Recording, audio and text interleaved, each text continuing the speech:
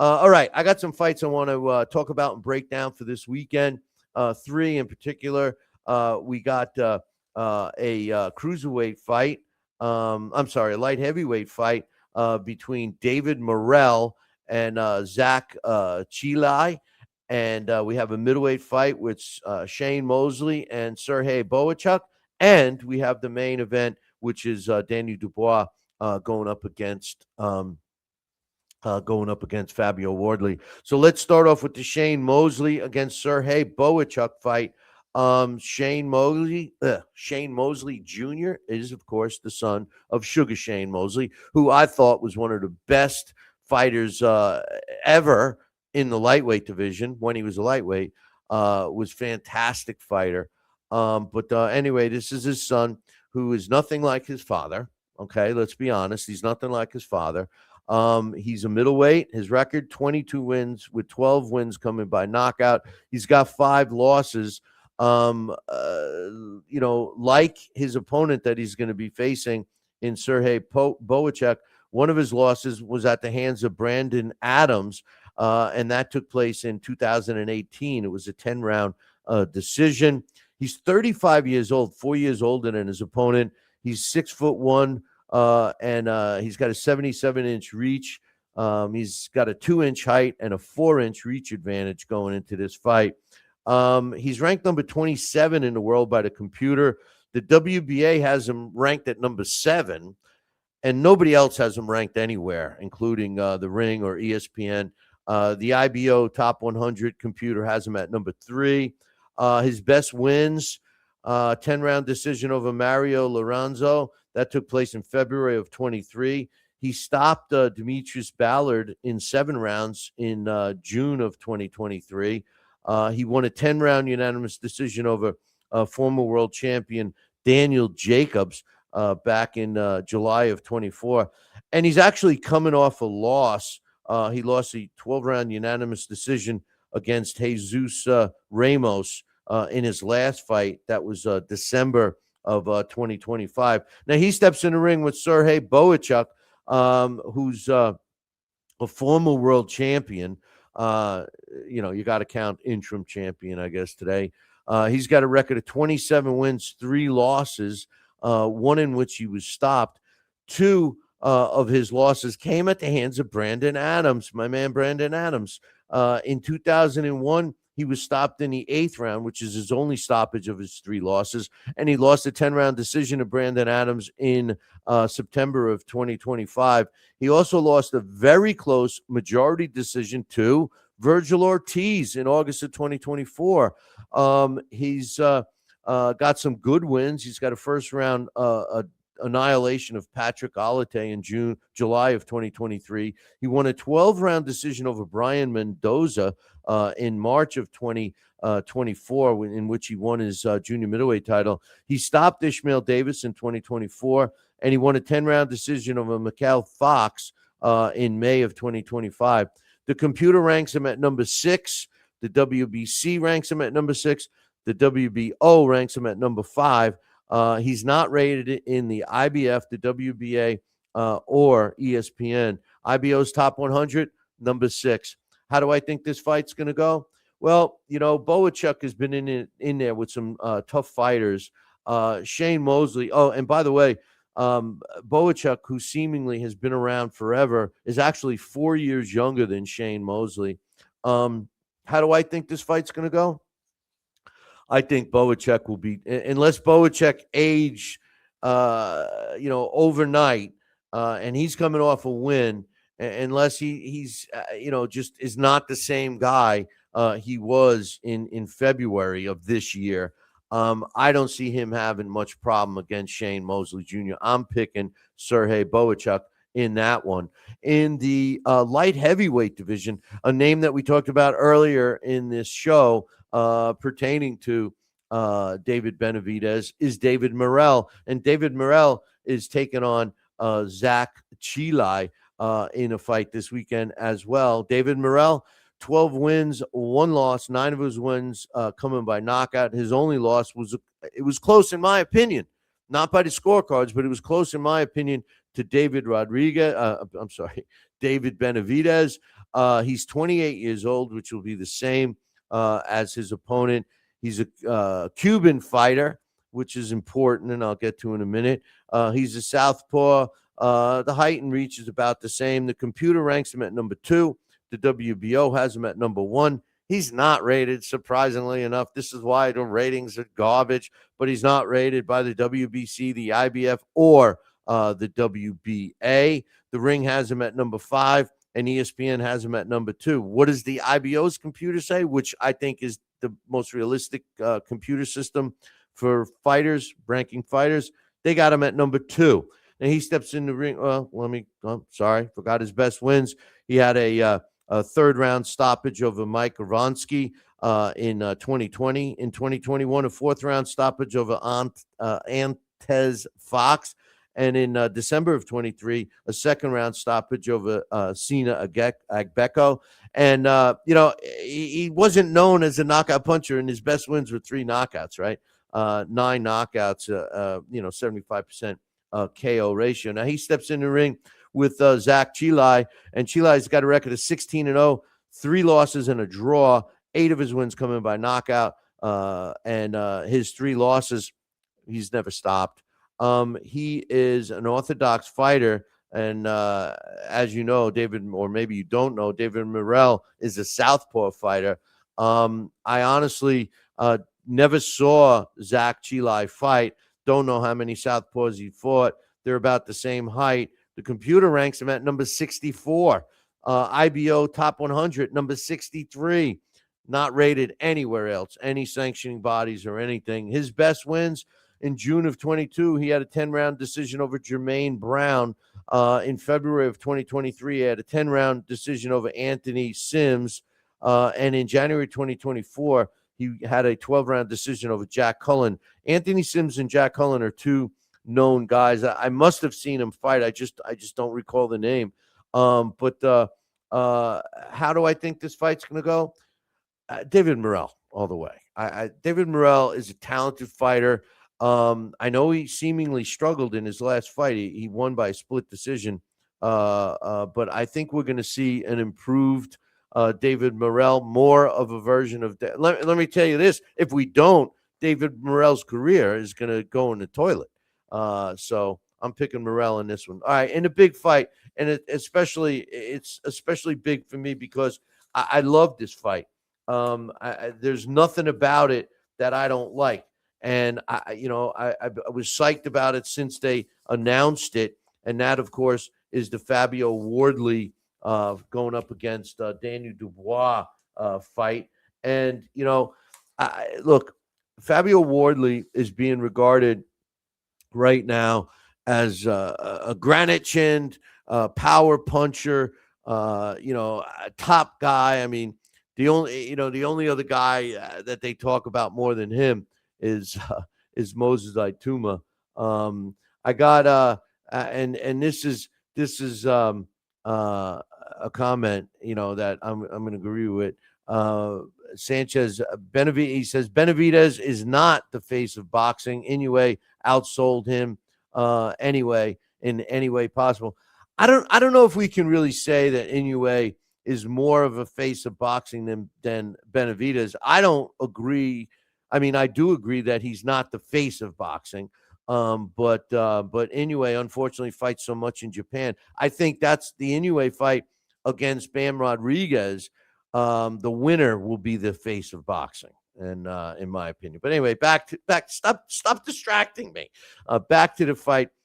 Fabio Wardley is the WBO champion. He was the interim champion until Alexander Usyk gave up the belt, and he became the regular old WBO world champion.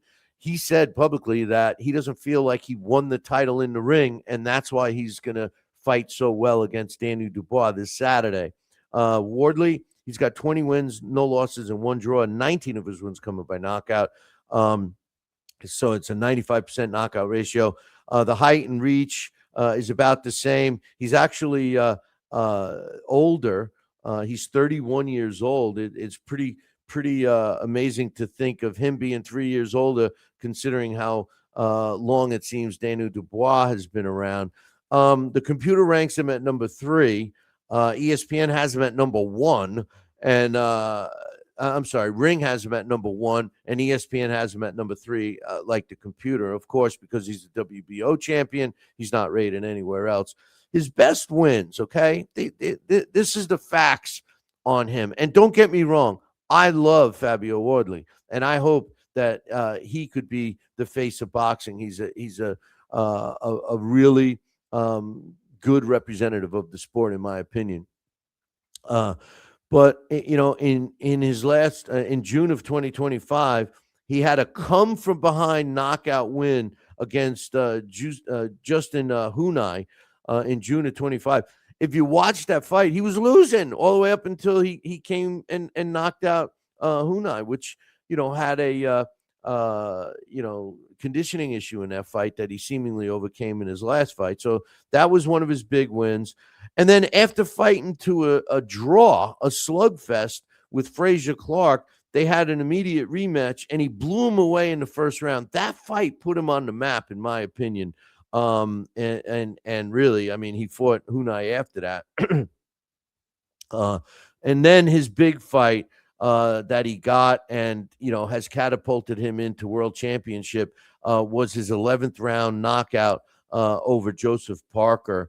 Now he steps in the ring with Daniel Dubois, and Daniel Dubois, it's the tale of Daniel Dubois. Daniel Dubois has some big wins. First and foremost, his record is 22 wins, 21 coming by knockout, with a approximately same KO ratio as Wardley. He's got 3 losses, all 3 by knockout. He lost 2 times to Alexander Usyk, and once, in my opinion, a freak fight. He got knocked out by Joe Joyce. At 28 years old, he's 3 years younger. He's got a couple more fights, 4 to be exact. He's a former world champion. Computer has him at number 4. WBO has him at number 3. Ironically enough, which shocks me, but maybe not, because the sanctioning body ratings are BS. But the WBC, the IBF, or the WBA don't even have him ranked. Now, you can accept that when he's a champion, but he's not a champion. Ring has him at number 4. ESPN has him at number 2. And the legitimate computer has him at number 2 as well. Now, his best wins in 2022, despite being down not once, not twice, but 3 times, and it was a good thing there was no 3 knockdown rule in effect. In the very first round, he came back to knock out Kevin Lerena in 3 rounds.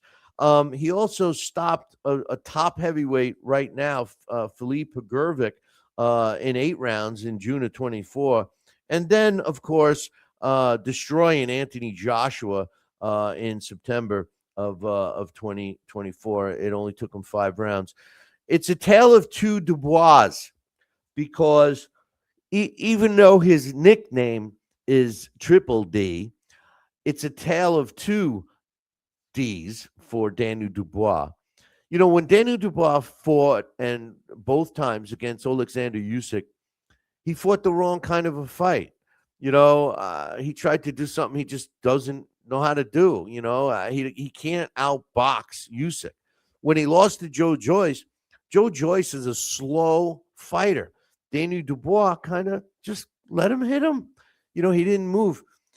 When he fought Anthony Joshua, that's like, the story of the 3 bears. The first bear was, a little too good for him. The second bear, it was a little too slow. But the third bear was just right. And that bear was Anthony Joshua. And Daniel Dubois fought Anthony Joshua the way he needs to fight, the way he's built, his power. The way he comes in, it's either kill or be killed when he fights like that, similar to a Mike Tyson. I'm not comparing him to Mike Tyson because I just wouldn't. I love Mike Tyson. Not that I don't like Daniel Dubois, but he needs to fight that way. So it's really hard to pick this fight for me, because if I could know for sure that he would come in and fight like he fought Anthony Joshua, I say he stops Wardley. But if he comes in and tries to outbox Wardley, Wardley's going to catch up with him and stop him. It's a truly 50-50 fight. I know a lot of the so-called experts are saying that Wardley is so much better. Fighters sometimes mature and become really good really quickly.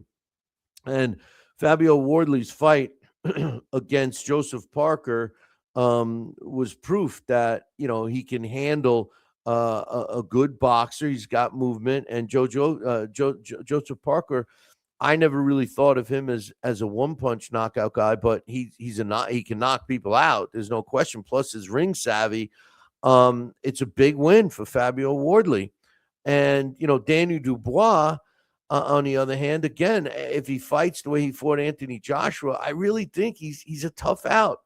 I just don't know if he's going to fight like that. It is his last chance. I'm leaning towards Wardley in this fight. I'm going to be rooting for Daniel Dubois, and if Daniel Dubois wins this fight, he's going to win by knockout.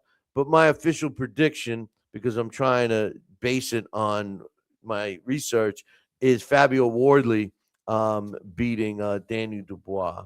So that's that. Hey, listen, I want to thank everybody, especially Chevelle Hallback, for coming on today. I want to thank all you guys. I know there was a lot of comments in the chat room that I wanted to comment on. That I know one that I should have. Jesus asked me what my thoughts were. Hopefully, he's still listening. What my thoughts were with Suleiman calling Terence Crawford a coward. I should have brought that up when I was talking about TC before. I think it's ridiculous. I think it's showing. And David Benavidez, in a sense, was doing the same thing by knocking Zuffa Boxing. These sanctioning bodies, in my opinion, are panicked because fans, true fans, are going to eventually, true boxing fans, the fans that want to watch the sport of boxing, not Mario Ronaldo yelling at you, not, WWE with boxing gloves, fight fans that want to watch competitive fights are going to end up watching Zuffa because Zuffa is going to give us competitive fights.